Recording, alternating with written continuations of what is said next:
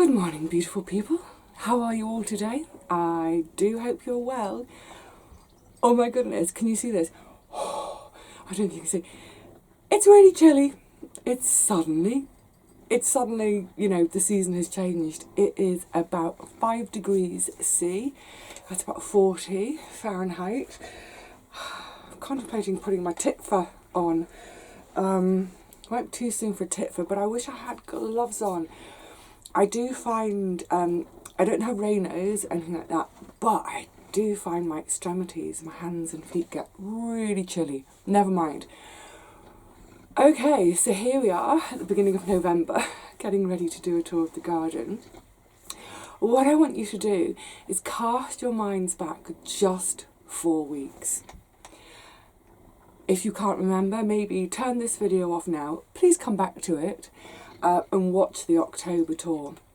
Because just a few weeks ago, I had all my tomatoes still. I was picking tomatoes every day still. All the squash waiting to be harvested, and the spuds, all the bean arches and teepees and cuke frames. All, you know, it was all going on. I was in shirt sleeves. Lovely sunny day. Today, it could not be more different. You know, it's like, in a way, what happens in October, between the beginning of October and the beginning of November, that huge change in the garden, it's sort of like May in reverse. So, it is chilly. Put a scarf on, put some gloves on. Now, I know, oh, itchy nose is because Rusty, like halfway down the path, was galloping along. Wait for me, wait for me. Excuse me. Yeah, I haven't seen him for a couple of days. Yes, I know for some of you that this is not what you consider cold. And, you know, in all honesty, no, it's not that cold. It's just the shock of the contrast of going from, you know, ambling around in just a t-shirt and, you know, a thin hoodie, to suddenly needing 3 t-shirts, long sleeve ones, a fleece and my hoodie. So yeah, wrap yourselves up. Oh, and the other thing just to say, I don't know if this will pick up on camera or not, but we've woken up today to a mist everywhere. But isn't that perfect? Because it is the season of mists and mellow fruitfulness. Oh, perfect. So, let's go and have a little walk around the garden. This is our central path. I'm just showing it you because actually in just the time since I've got here, the mist is lifting. But you can see it's definitely been a hazy start to the day. Gosh, it is lifting really quickly. Oh, I'm sort of disappointed. I was rather hoping for some spooky misty shots. Never mind. Right, on with the tour. So, as always, starting here at my top bed. Look, it's all gone. Where's it all gone? So obviously the bean arches are down, the climbing squash teepees are down. All these beds have been cropped and dropped. Where there wasn't quite enough plant material to entirely cover the beds, I've gone and nicked out of the compost bins. But yeah, unlike 2 years ago, the first time I did this, I didn't have enough material to cover all the beds, which is why I was doing the leaves. I will be gathering leaves. But this year I've managed to have enough compost and vegetable matter. Oh, let's tidy that up to get them all completely covered with plant material. As you can see, the wee calendula. Oh, hang on a sec, sorry, I was bending down. I've covered the beds almost entirely, but I have left these wee calendula on the end. I just couldn't bear to pull them out. And actually, them being in, their roots down there, they'll keep that ground open. Lovely. So, yeah, that was a day's mammoth effort to basically get this bed almost entirely tucked up and protected for winter. You can see we've had frosts now because it's done is absolutely done for the cosmos. I will give that a bit of a trim, partly because it's hanging over the path. What I won't trim yet are the verbena as they're going over to their seed heads, because the finches, I think it's specifically goldfinches, really love these seeds as food. But look at all this green underneath. This is mostly poached eggplant, but yet more, look at this. This is more love and a mist, having its second go this year. Tough little plants. The tree lily on the end here, what I do each year, I let it die back in so much as the leaves will drop, the stems will go really brown, and then I'll cut it off at soil level, and then normally that's all I do, just cut the stalks off at soil level. If I can get into soil level amongst all the Limnanthes douglasii. Oh, hey buddy, oh, come say hello to everyone. Yes, normally I would cut them off at soil level and then that's it. Leave them completely alone until next year. But of course this year I would like to divide it. I'm stepping backwards and watching where Rusty is. See, this stalk that came up this year, this is a new one in front of my plot sign. And this one here, it's right on the edge of the path. This bulb has obviously clumped and is spreading. So the idea this winter is to lift it, divide it, put my nice big clump back in there, and then I've got an idea for somewhere else to put these new bits of clump, fingers crossed. But I was advised, thank you so much, oh, who was it now? Was it Debbie or Lorraine? To not do anything with it until it's completely died back. So yeah, that's definitely going to be a job for December, January maybe. Obviously I'm still having my curly kale, this has been lovely. The cauliflowers, where they're not hearting up, never mind, because these leaves are an absolute treat to eat too. Oh, yummy. A nice little collection of colours. Gorgeous. So that's it for this bed now. It's just kale and cauliflower leaves, and then the rest is night night sweet dreams until next April or May. So this bed is still quite active still, bed number 2. In the front here I've got my parsnips, and I did see one the other day. Its little shoulders, whoa, here we go. Its little shoulders are sticking out. Whoa, look at that. That looks like a good size. Well, put it this way, it's fat. It's fat, but is it long? Who knows? And now that the temperature's dropped a bit, they should be getting sweeter. So at the moment, I've got all the calendula in still. This year's been a bit unusual in the timing of things in October, because normally I'd like to get all my seed harvested in October. I might leave a few plants if they're still flowering, or leave the best of them, like this wee beauty. But look, loads of seeds to have away still. But it's just been too wet. And even when we've had a dry day, it follows 4 or 5 really wet days, so I didn't want to harvest wet seed. So I'm a bit hum-ha about what to do about these. I may just go ahead and harvest anyway, but rather than leaving it in the shed, bring it home where it's much warmer, and that should get them dried out. Next to them, these are my little random brassicas that were left over at the end of, I think it was end of August into September, and I just harvested the chickpeas, so I thought, oh, what the heck, bung them in here. They all look okay. No idea what any of them are.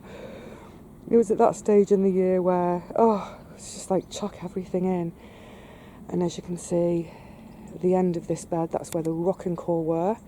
That's now cropped and dropped. Oh, sorry, excuse me sniffing. It's quite a snot-making day. Perpetual spinach, looking I was going to say it's looking gorgeous, but it looks, oh, it looks a tiny bit wilty from the cold. Should be okay. And then the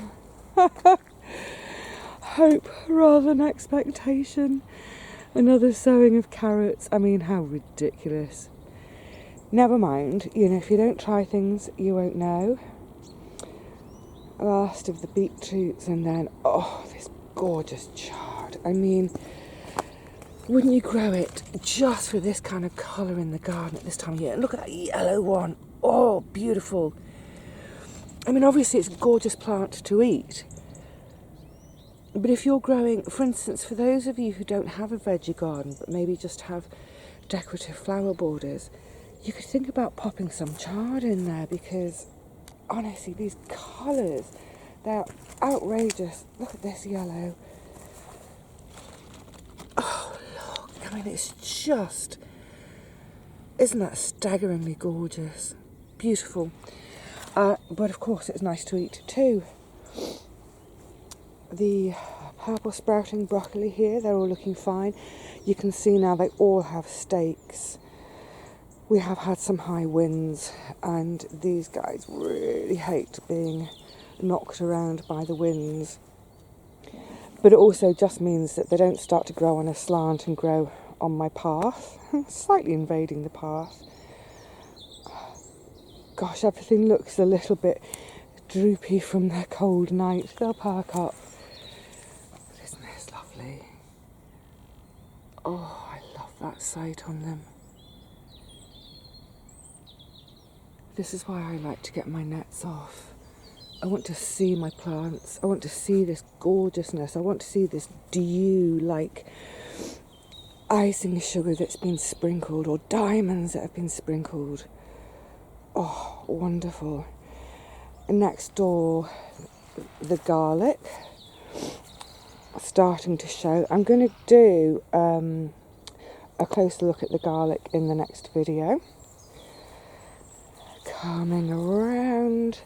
This is my last job bed. Celery, that keeps going all winter, fantastic. Fennel, I had the big one out the other day. But actually what amazes me is these are all still growing. Let me see if I can get you down here to see. They're all still growing. Crazy dudes. So this is Pheno fennel. It's a Florence fennel for bulbs, for the bulb rather than the herb fennel. I've got a bit of space behind them, which is where I had Coco de Pampo, where my other fennel got mashed.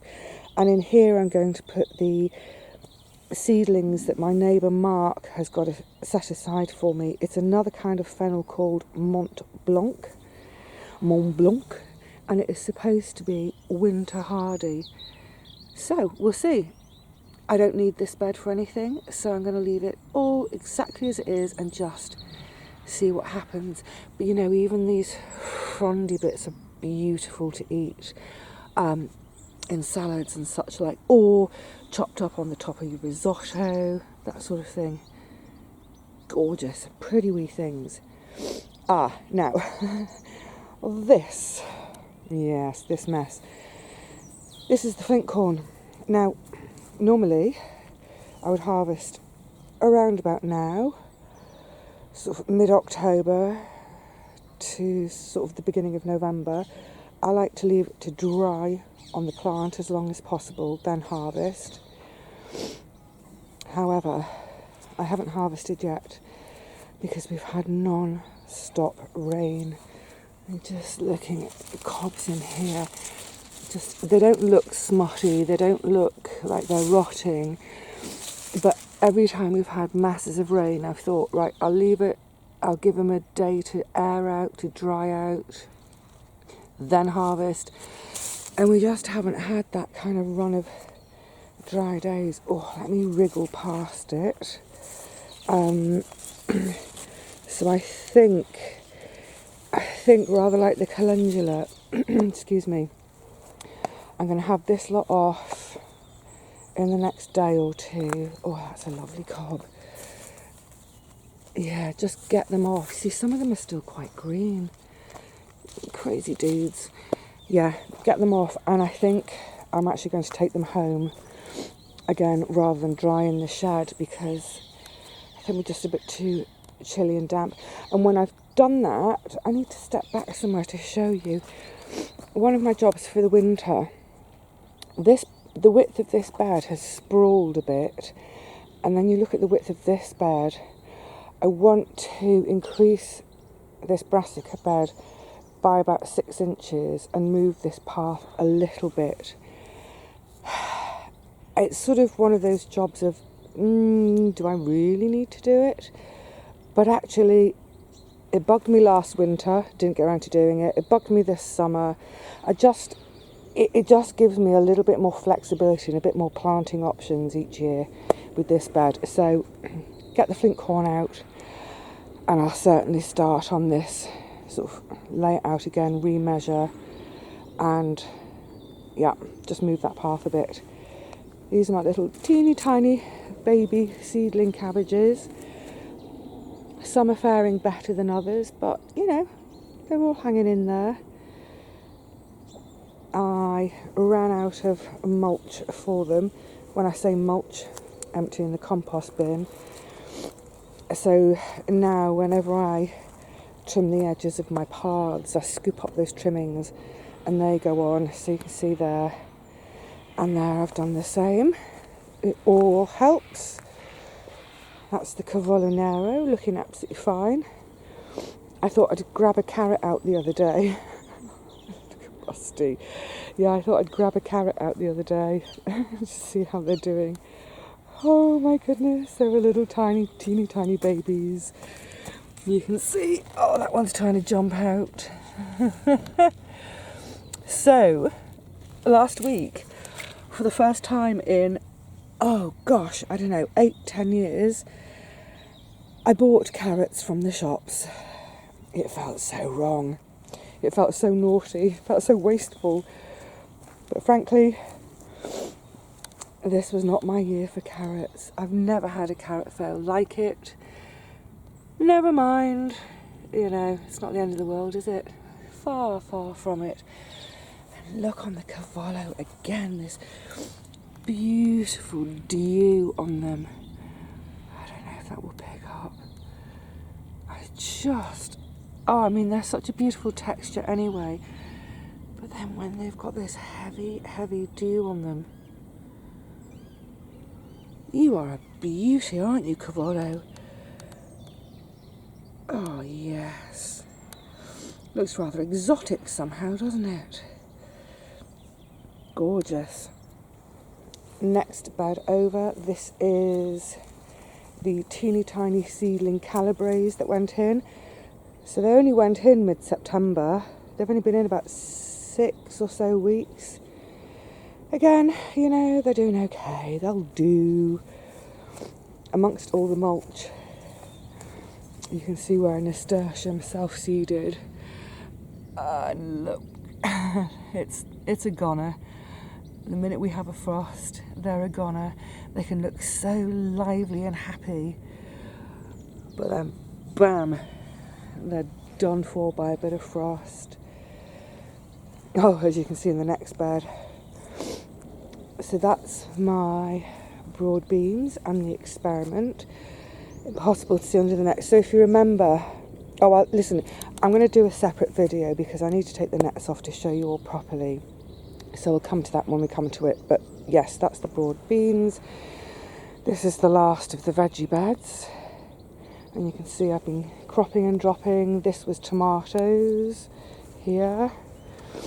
This was cucumbers and peppers. New plans for peppers next year. This was horizontal squash. And then I ran out of time.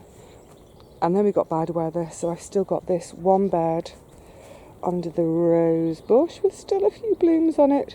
But this one squash bed and this Flint Corn bed to crop and drop.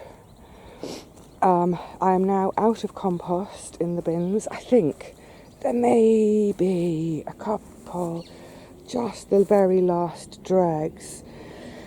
So, for example, to crop and drop for the Flint Corn, I'll obviously use all this Flint Corn material. And then under here, well, whatever I can get. But for both of these beds, to get them covered for the winter, this is where I'll go and start now raking leaves.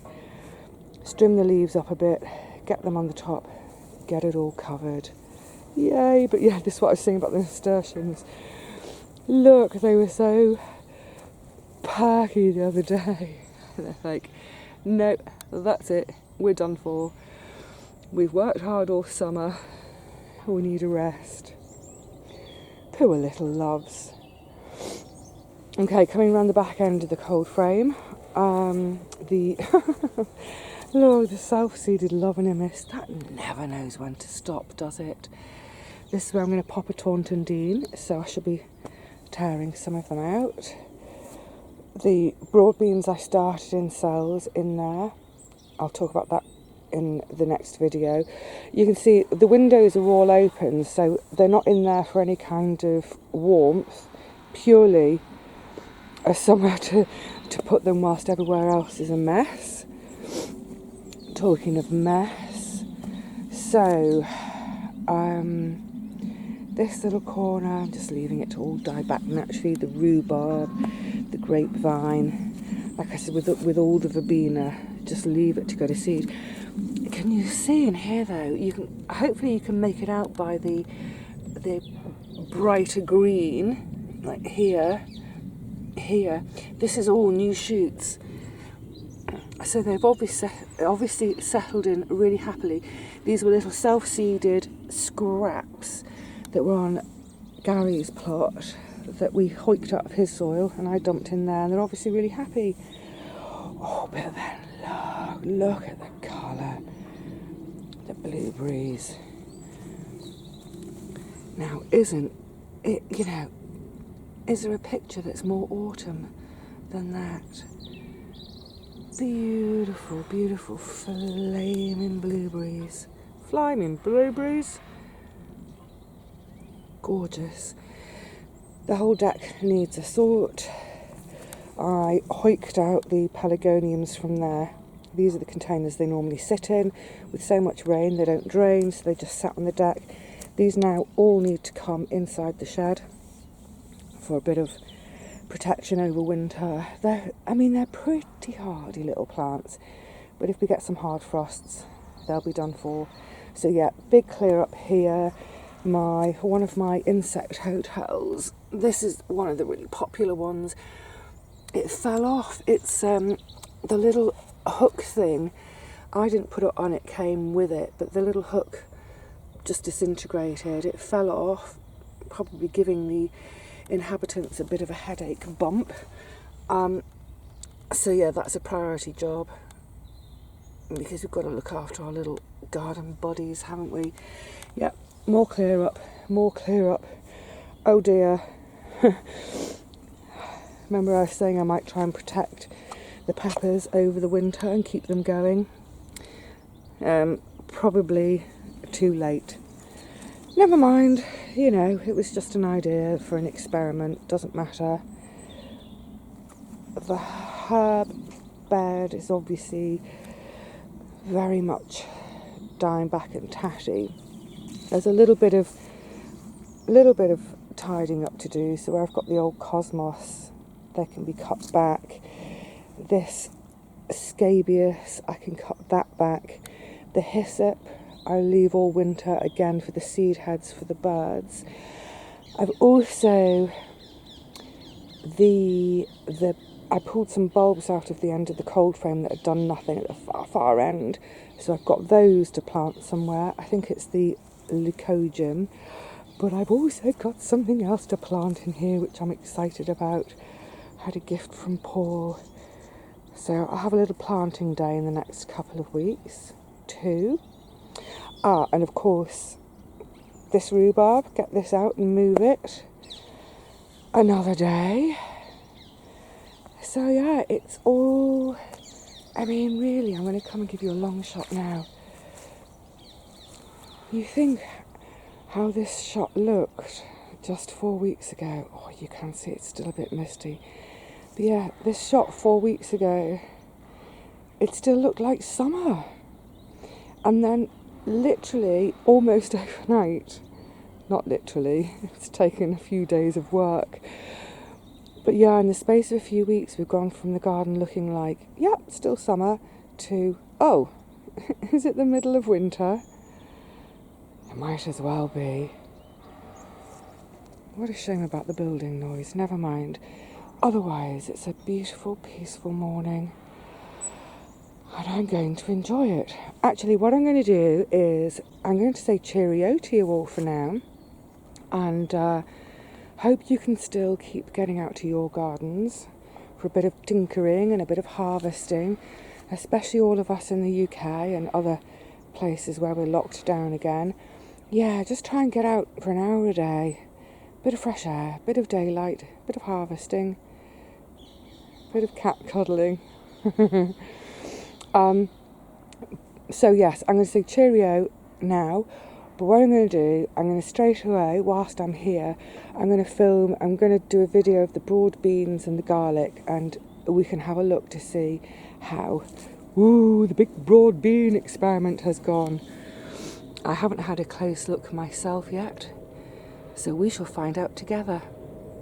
Until then, please look after yourselves, look after each other, and enjoy your outdoor spaces whenever you possibly can. Bye for now.